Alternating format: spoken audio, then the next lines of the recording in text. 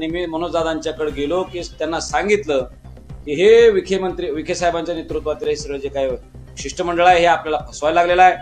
जो काही GR येणार आहे त्याची सुद्धा भाषा आपण दादा तयार तपासून घेऊया. आझाद मैदानावरती ज्या वेळेला राधाकृष्ण विखे पाटील साहेब त्यांच्या मंत्रिमंडळ उपसमितीच्या नेतृत्वात आझाद मैदानावरती आले आणि मनोजदादांच्या सोबत ज्यावेळेस चर्चा त्यांच्या सुरू होत्या तिथं जे सगळ्यात जवळच्या माणसांपैकी मी एक होतो आणि त्यांनी जो काही कागद मनोजदादांच्या हातात दिला होता, सह्या करून दिल्या होत्या, ते मंत्रिमंडळ उपसमितीच्या अनुषंगानं काय निर्णय होणार आहेत किंवा प्रस्तावित आहेत अशा अनुषंगावर सह्या केलेल्या होत्या. तो काही GR नव्हता, पण तरी सुद्धा मनोजदादांनी माझ्या हातात तो GR किंवा जो कागद आहे तो तपासण्यासाठी आणि सरकारची भाषा योग्य आहे की नाही आहे हे बघण्याची जबाबदारी मला दिली होती. मी आज महाराष्ट्रातल्या तमाम मराठ्यांना सांगू इच्छितो की माझ्या मराठा समाज बांधवांनी म्हणजे 6 कोटी मराठा समाज बांधवांनी मनोजदादांच्या स्वरूपात माझ्यावर जबाबदारी दिली होती की जो सरकार कायदा म्हणून द्यायला लागलेला आहे, जे सरकार GR म्हणून आमच्या हातात काय सोपवतं हे बरोबर आहे किंवा नाही हे तपासायची जबाबदारी मला दिली. आणि त्यावेळेला मी हा विचार केला की समाजाचा विश्वास हा आपण कायम राखला पाहिजे. जर शासन फसवत असेल तर आपल्या नेतृत्वाला आपण ते खरं सांगितलं पाहिजे. म्हणून ते तपासून आम्ही घेतलं. इतरही अभ्यासकांसोबत चर्चा केली आणि मी मनोजदादांच्याकडे गेलो की त्यांना सांगितलं की हे विखे साहेबांच्या नेतृत्वातील हे सगळं जे काही शिष्टमंडळ आहे हे आपल्याला फसवायला लागलेलं आहे.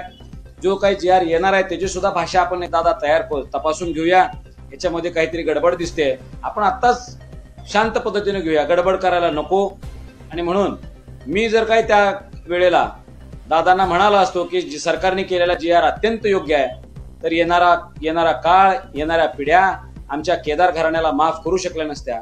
कायदा कळलेला असताना सुद्धा लाखो तरुण मुंबईच्या रस्त्यावर होते, अनेक आत्महत्या इथं झाल्या, अनेकांचं बलिदान झालं, शेकडो हजारो मराठे इथं रस्त्यावर चिखलात पावसात पाण्यात झोपत होते. आणि त्यावेळेला योगेश केदार म्हटला सरकारनं दिलेला कायदा योग्य, असं जर मी त्याला होला हो मिळवलं असतं तर इतिहास मला माफ केला नसता. म्हणून जरांगे दादाला मी सांगत होतो, दादा तुमच्यासारख्या प्रामाणिक माणसाला हे सरकार फसवायला लागले. मी तिथं रडलो, अक्षरशः डोळ्यात पाणी आलं.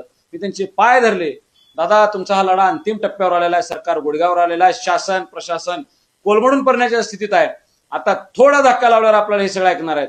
पण दुर्दैव आहे माझं, कुठेतरी पुण्याही कमी पडले असेल. मी मनोजदादांना कन्व्हिन्स करू शकलो नाही. पण महाराष्ट्राला माहिती पाहिजे की त्या अख्ख्या घावभाऊ गर्दीमध्ये एकटा योगेश केदार होता जो सांगत होता की आपल्याला हे मान्य नाही, हे होऊ शकत नाही. मनोजदादा माझ्या तोंडून वधवून घ्यायचा प्रयत्न करत होते, तुला मान्य आहे ना तुम्हाला? मी म्हणलं अजिबात नाही. ते म्हणाले तुम्हाला मान्य आहे ना? आधी कसं म्हटलं? मी मला अजिबात म्हटलोच नाही. मी हे आपण मान्य करू शकत नाही. मराठवाड्यातल्या किमान सगळ्या मराठ्यांना हैदराबाद गॅजेटियरचा लाभ होणार नाही हे मी सांगत होतो. सातारा गॅजेटच्या बाबतीतलं आश्वासन आपल्याला मान्य होऊ शकत नाही हे मी सांगत होतो. पण ठीक आहे, मराठा ज्याच्या शब्दाला त्याला आपण आरक्षण देऊ शकत नाही हेही सांगितलं. पण त्या काळात जरा गोंधळ झाला. मनोजदादांनाही वाटलं की योगेश केदार असा कसा बोलला, माझ्या शब्दाच्या पुढे कसं काय बोलला, मी होय म्हणतोय सरकारला, मग योगेश केदार असं कसा बोलला असं दादांना वाटलं असेल. पण समाजाला सत्य सांगणं एक वकील म्हणून, कायद्याचा अभ्यास केलेला माणूस म्हणून मी सरकारला सांगणं माझं कर्तव्य होतं. मी ते कर्तव्य बजावलेलं आहे. हे महाराष्ट्राला कळावं, माझ्या बांधवांना कळावं, माझ्या येणाऱ्या पिढ्यांना कळावं म्हणून मी हा प्रयत्न केलेला आहे. तुमच्या माध्यमातून सगळ्या लोकांना पर्यंत माझा मी संदेश पोहोचवत आहे.